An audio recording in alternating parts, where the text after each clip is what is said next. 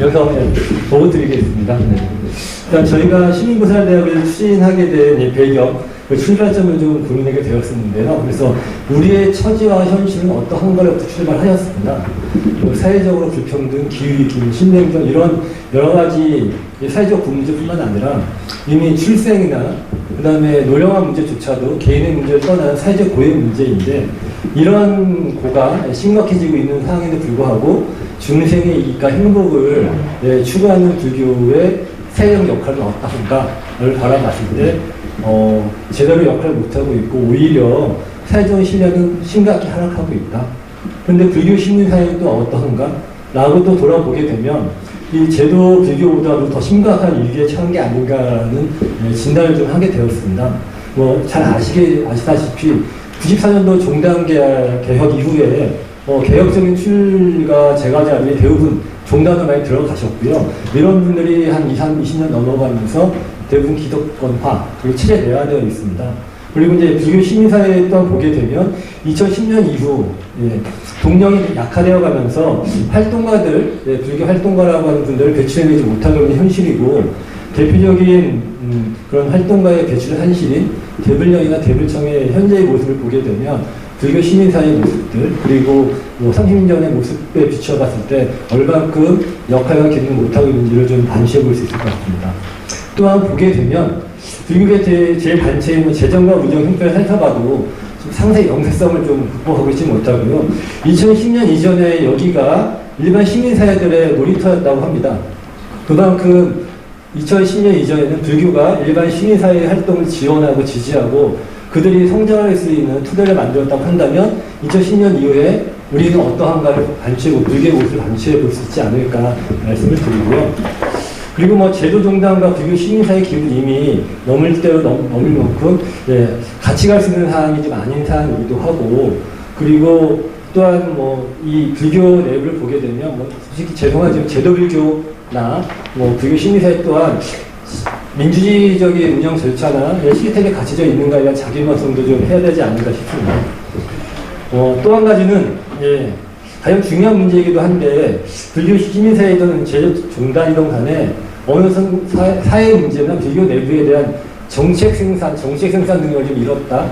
그리고 공동을 형성하는 그런 능력도 상실했고 무엇보다도 깨어있는 불자 양성이 실패한 게 아닌가. 그래서 뭐 결론적으로 저희들 봤을 때 지금의 한국 불교 시민사회를 포함해서 총체적 난국이다. 그리고 특히 불교 시민사회는 노쇠하고 있고 사람은 떠나가고 있고 그리고 역량과 활동은 줄어들고 있고 결국 변방으로 몰리고 있는 게 아닌가. 이런 상황 속에서 여하튼 이런 절망 속에서 또다시 희망의 희것을 뽑혀내는 것들이 우리의 역할이라고 한다면 그럼 우리는 뭘 해야 될까라고 하는 고민을 좀 하게 되었고요. 그 지점에서 사람이 일을 하는데 사람이 없다. 그리고 새로운 시대의 문화에 맞는 활동을 해야 되는데 활동의 방향과 방법도 지금 없다. 라고 하는데 좀 결론을 가져가게 돼서 그러면 결론적으로 새로운 참여불교 이전의 방식이 아닌 이 시대의 문화에 맞는 새로운 참여불교를 다시 한번 구성하고 재형성해내는 바탕하에서 그것을 실천할 수 있는 깨어있는 불자들, 시민보살을 양성하는 게 무엇보다 중요한데 그것을 해낼 수 있는 것이 무엇일까라고 봤을 때 저희는 시민보살대학이라고 하는 교육 연구기관이 필요하지 않을까라는 그런 합의에 도달하게 되었습니다. 그래서 이러한 시민보살대학이 좀 분야 영역별로 우리가 실천할 수 있는 내용을 좀 만들어내고 그런 공간에서 함께 꿈꾸고 함께 연구하고 함께 실천하는 다양한 활동 공동체들이 만들어지길 바라고 이런 과정에서 우리가 만들어내는 새로운 불교 21세기 신불교의 토대를 구축하는 불자들을 만들어낼 수 있지 않을까 생각을 하게 되었고요. 이런 시민보살대학을 통해서 뭘 얻을 수 있을까 하는 고민을 좀 해봤습니다. 첫 번째는 불교적 실천을 할 수 있는 우리의 기준, 좀 합의된 방향성에 대한 기준을 만들 수 있을 것 같고요. 두 번째는 이를 실천할 수 있는 시민보살을 발굴하고 연결할 수 있지 않을까라는 생각을 하게 되었고요. 두 번째는 공적 영역에 대한 관심을 유발시키고 특히 불교 시민사회 역량 강화 계획의 마련과 창발적 에너지를 결집할 수 있는 계기가 되지 않을까. 세 번째는 지금 불교 시민사회 내부에 여러 가지 좀 갈등들이 좀 있습니다. 그래서 이러한 공동의 작업을 통해서 갈등을 좀 저감시키고 좀 불교 시민사회를 활성화낼 수 있는 토대를 또 구축할 수 있지 않을까라고 하는 이런 것들을 저희가 좀 얻을 수 있다고 보였고요. 그럼 누가 할까라는 게 가장 중요할 것 같습니다. 사실 그래서 이 자리에 만든 건데 이런 취지에 공감하는 단체 만 갖고는 안 될 겁니다. 사람, 글자, 개개인도 같이 결합해서 좀 남아있는 역량을 최대한 모아서 함께 나가게 된다면 우리가 꿈꾸는 불교는 우리가 보지 못할지언정 그런 불교의 토대는 만들어낼 수 있지 않을까, 씨앗을 뿌릴 수 있지 않을까 라는 좀 생각을 하게 되고요. 그래서 지금까지 이런 것들을 준비하면서 저희가 한 일들을 간단히 말씀드리면 2022년 초, 좀 아까 이제 단체 말씀드렸으니까 단체 생략하고 먼저 공동강좌를 준비하면서 시민보살에 대한 논의를 좀 진행했습니다. 그래서 작년에 같이 했던 내용들 보면은 문부처학교를 공동으로 준비했습니다. 불교와 정치라는 주제로. 그리고 적을수록 풍요롭다라는 국토크를 개최하면서 다시 한번 시민보살에 대한 어떻게 할 것인가에 대한 좀 시민사회 의견을 들었었고요. 그리고 12월 달은 불교와 여성이라는 주제로, 그리고 12월 달은 불교와 시민사회라는 주제로 이러한 공동강좌를 진행하고 오면서 좀 연대에서 좀 강구해왔고요. 그리고 이런 준비하는 단위들이 매월 한두 차례 정기회의와 세 차례에 걸친 워크숍을 좀 진행해 왔습니다. 그래서 사실 오늘 이런 이제 활동들을 좀 보고 드리면서 이런 시민보살대학 건립에 함께 좀 동참해 주십사 해서 지금까지 함께 오신 박정주 교수님의 북토크를 계기로 해서 좀 말 그대로 시민보살대학 추진위원회에 좀 모두가 발길이 되셨으면 하는 바람으로 이 자리에 모시게 되었고요. 말씀드렸듯이 가을 개교를 목표로 하고 있습니다. 다만 급하게 가지는 않을 예정입니다. 좀 더 많은 분들이 참여해 주시면 가을에 될 것이고 많이 늦어져도 내년을 목표로 해서 함께 갈 예정이니 이 자리에 꼭 함께 해 주시기를 부탁드리면서 지금까지의 경과를 보고 드렸습니다. 감사합니다. 우리 박재현 소장님은 항상 보면 너무 진지하셔요. 아주 너무 진지하게 그냥 말씀하시니까 다들 그냥 얼어붙어가지고 근데 어쨌든 우리가 시민보살대학 시민보살을 양성하는 전문 센터를 하나 만들어보자. 이게 이제 저희들의 공동된 과제입니다. 여기 이제 많은 분들이 함께 동참을 하고 계셨는데요. 특히 이제 이 시민보살이라는 용어를 또 만들어 주신 우리 박백희 교수님, 앞장서 계십니다. 그래서 이 도대체 시민보살이 왜 필요한가? 시민보살이 오늘날 우리들에게 우리 사회에서 왜 이게 꼭 필요한지 당위성에 대해서 잠시 말씀 좀 해주시겠습니다.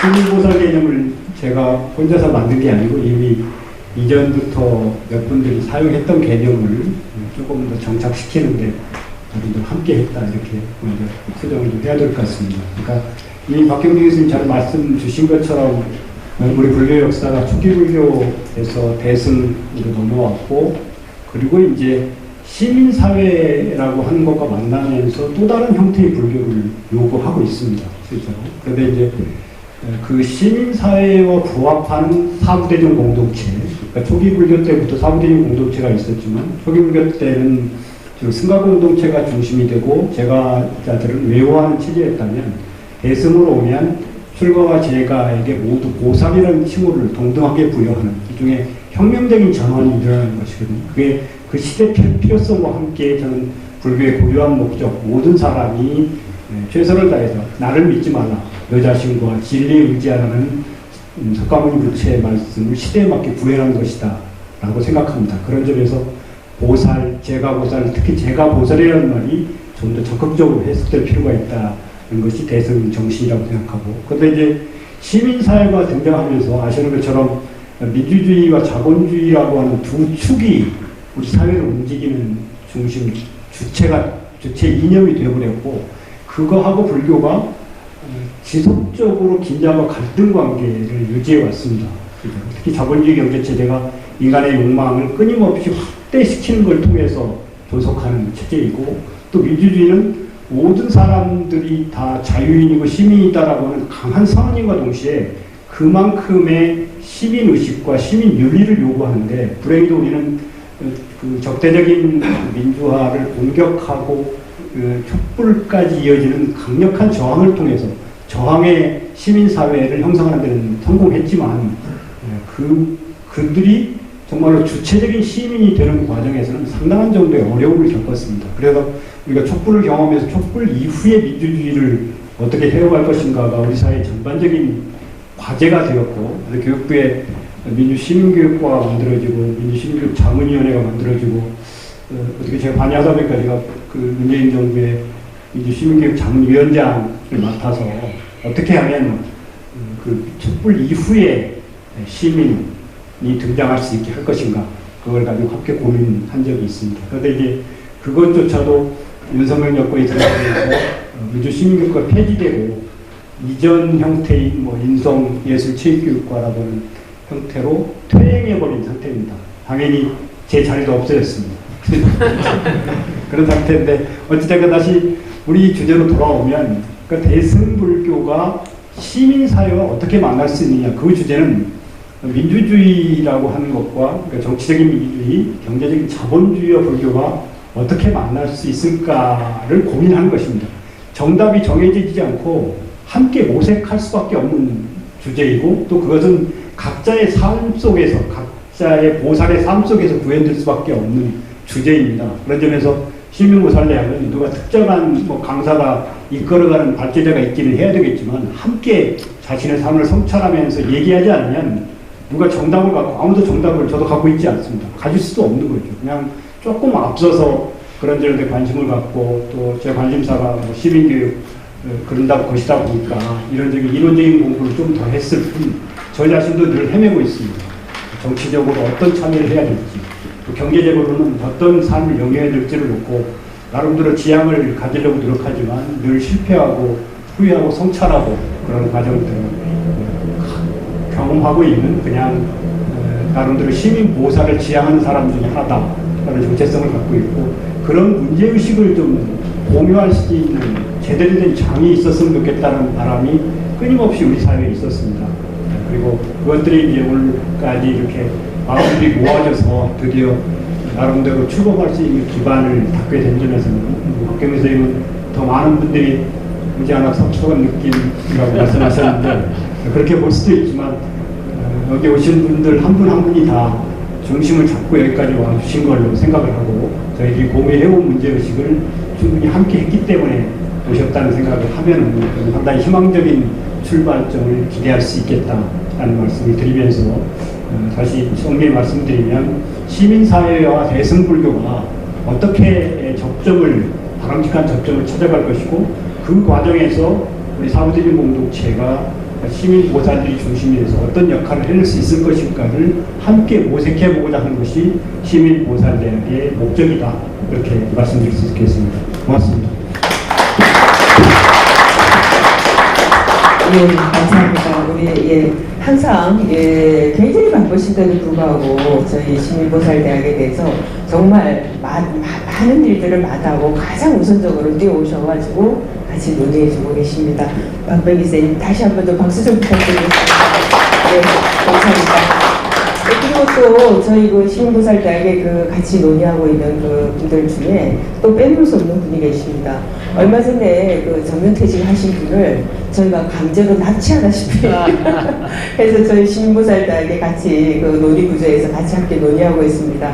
시민보살대학은 뼈대를 만들어주고 계시는, 그러니까 많은 경험 덕분에 뭐 어떻게 교과 과정을 짜야 되고 몇 시간을 어떻게 해야 되고 이런 식의 우리가 전혀 좀 상상하지 못했던 이 실질적인 업무들을 대신 고민해 주는 분이 계십니다. 우리 고명석 선생님, 다시 한번 좀 말씀 좀 부탁드릴게요.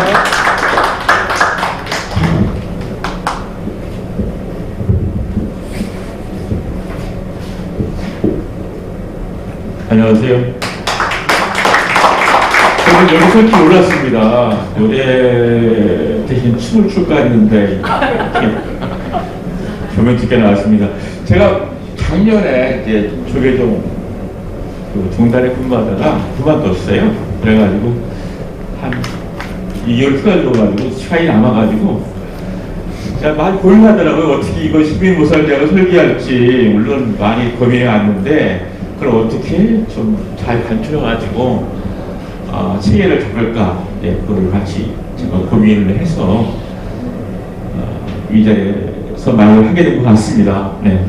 여튼간에 그 앞으로 공개될 거지만은 시민보살대학에 대해서는 우리 박병기 교수님께서 잘 말씀하셨기 때문에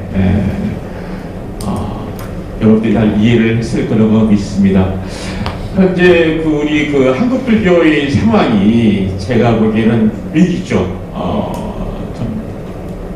제 전환을 하지 않으면은 아마 역사 속으로 사라지지 않겠지만은 소수종교로 변할지도 모릅니다.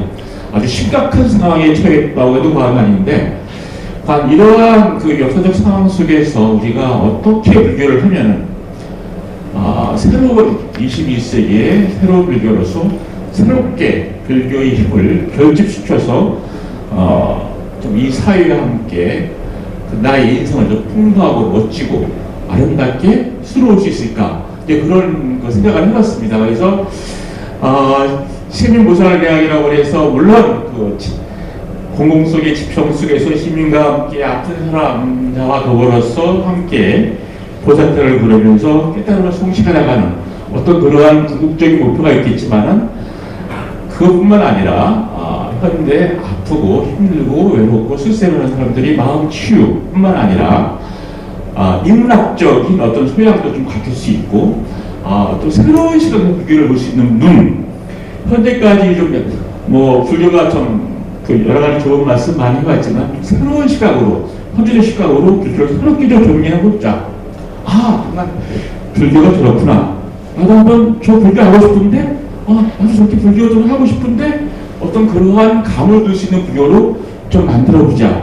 그래서 시민불교 보살대학이 시민보살을 최종적으로 교육하고 있지만은 현대인이 요구하고 있는 현대인이 불교에서 찾고자 하는 어떤 그런 것들을 좀 새롭게 보여주고 안내해주고 설득하고 함께 나갈 수 있는 그런 장을 만들어 나갈 수 있도록 커리큘럼을 좀 짜고 그렇게 했습니다. 감사합니다. 네. 항상 너무나도 열심히 저희가 1을 요구하면 2, 3을 배우시는, 준비해 오시는 우리 고명 선생님입니다. 다시 한번 크게 감사의 말씀 부탁드리겠습니다. 네, 감사합니다. 네, 오늘 마지막 순서로 시민보살대학이 잘 우리 사회에 뿌리내릴 수 있도록 발언을 해주실 분입니다. 우리 최원영 대표님이신데요. 정말 카랑카랑한 목소리로 아주 시적이고 정말 그 말씀도 잘하시고 그러신데 오늘 발언문을 준비를 하셨다고 합니다. 큰 박수로 좀 맞아주시기 바랍니다. 일어서셔서 한잔 하시고요. 그런가요? 그렇게 어떻게 하면 좋겠습니다. 발언문 형식, 발언문 형식을 해줬습니다.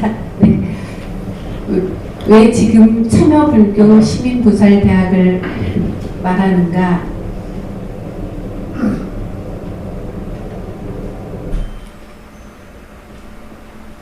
그동안 꾸준하게 참여불교의 길을 열어오신 박형준 교수님의 북콘서트를 진심으로 축하드리며 더불어 이 땅의 진정한 정의와 민주주의와 평화를 염원합니다. 그 전에 제가 잠깐 말씀을 드리면서 발언문을 낭독하려고 합니다. 오전에도 불교 박람회 단마 토크에 다녀왔습니다. 그곳에서도 참여불교라는 말을 했습니다. 그래서 제가 마음이 참 무거웠습니다. 옳은 일을 하는 것도 중요하지만 무엇이 옳은가를 먼저 진지하게 고민해야 되겠다라는 것 새삼 생각하게 됐고, 우리가 어떻게 무엇을 제대로 참여할 것인가 굉장히 중요하다라는 생각을 해보았습니다. 네, 지극한 마음으로 거룩하신 부처님께 귀의합니다. 민생 파탄 민주 실종 평화 파괴 굴욕 외교 가도 가도 막막합니다. 언제쯤 이 땅에 진정한 봄이 올까요? 시민보살대학을 통해 지혜의 눈이 밝아지기를 발언합니다. 오늘날 이 땅의 현실은 그리 녹록지 않습니다. 멀쩡한 젊은이들 수백 명이 길을 가다 이유 없이 죽어나가기도 하고, 그렇게 자식을 잃은 부모들은 추모제조차 제대로 치르지 못하기도 했습니다. 깊은 애도의 마음으로 연결합니다. 거짓과 배반이 일상화되고 탐욕과 폭력이 온 사회를 짓누르고 있습니다. 진상을 규명하기도 전에 시체파리로 매도당하기도 하고, 화물 노동자들의 파업은 오히려 혐오 이미지를 덧세우며 평범한 일상이 위협받기도 합니다. 때로는 가증스러운 권력의 장벽이 오히려 상처의 덫을 내어 더 아프게 합니다. 공정과 상식이라는 말에 공감하는 시민들은 그리 많지 않을 겁니다. 오히려 법치주의의 민낯을 보고 있다고 봅니다. 이러한 때일수록 우리는 심기일전하여 용기를 가지고 사악함과 폐륜에 맞서 정의롭고 평화롭게 나서야 할 것입니다.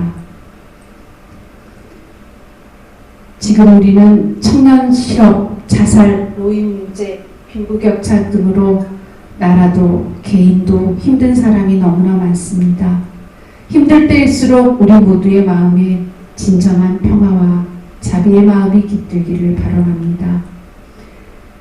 정의평화불교연대는 다시 촛불을 들기 시작했습니다. 민주주의의 진정한 힘은 자본과 권력의 힘이 아니라 민주를 영원하는 민중들의 힘임을 믿고, 오늘 이 자리가 정말 시민보살대학의 씨앗을 뿌리는 소중한 첫걸음이 씨앗이 제대로 나기를 바라봅니다. 그리고 또한 여기 계신 모든 분들이 세상을 살면서 괜찮을 때의 내 모습도 있지만 괜찮지 않을 때의 내 모습을 만날 수 있습니다. 괜찮지 않은 내 모습일 때 자책하기보다는 먼저 나를 위로하고 공감하고 그 힘으로 우리를 서로 안고 보담고 곁이 되어 살아가며 서로를 연민할 수 있는 지혜를 발언합니다. 이제 마지막으로 시를 낭송하겠습니다. 아직도 어리석고 모자람이 많아 일상의 사유가 내 안에서 부딪힐 때마다 무릎 꿇고 싶을 때도 많지만 너와 내가 아니라 우리라는 이름으로 만난 인연, 부르면 늘 대답할 수 있는 거리에서 뜨겁게 손잡고 가자. 사는 게 아픔이 되고 불신의 벽이 담을 쌓는 작금에 눈에 보이는 것보다 눈에 보이지 않는 세계가 더 크다는 것을 힘써 이야기하자. 저마다 다른 색깔, 저마다 다른 향로로 모인 우리. 나와 다름이 한 울림이 되고 나와 다름이 맑은 햇살로 비치면 극락이 따로 없으리니 무소부재의 불성만이 피 안의 세계임을 노래하자. 혼돈과 공허만이 난무하는 시대에 불멸을 논하기보다 하찮은 돌멩이 하나, 불 한 포기도 거기 그렇게 있어야 함을 불꽃으로 피워내자. 시민보살대학으로 이제 막 씨앗을 심고 첫걸음을 내딛는 우리. 애절한 마음 하나, 사랑하는 가슴 하나, 우담바라로 키워내자. 고맙습니다. 네, 감사합니다. 최원영 대표님의 그 시민보살대학 발언문을 정말 잘 들었습니다. 오늘 이렇게 늦게까지 저희들과 함께 해주신 여러분께 감사드리고, 왜 지금 참여불교 그리고 시민보살대학을 말해야 하는가, 이 1부와 2부에 거쳐서 시민보살대학을 여러분께 소개해드렸습니다. 이렇게 오늘 씨앗을 뿌렸습니다. 여러분들께서 물도 주시고 또 벌레도 잡아주시고 비바람도 좀 피할 수 있게 도와주시고 함께 뜻과 마음을 모아서 끝까지 함께 해주시기를 간절하게 부탁드리는 바입니다. 여기서 오늘 부토크는 여기서 마무리하도록 하겠습니다. 감사합니다.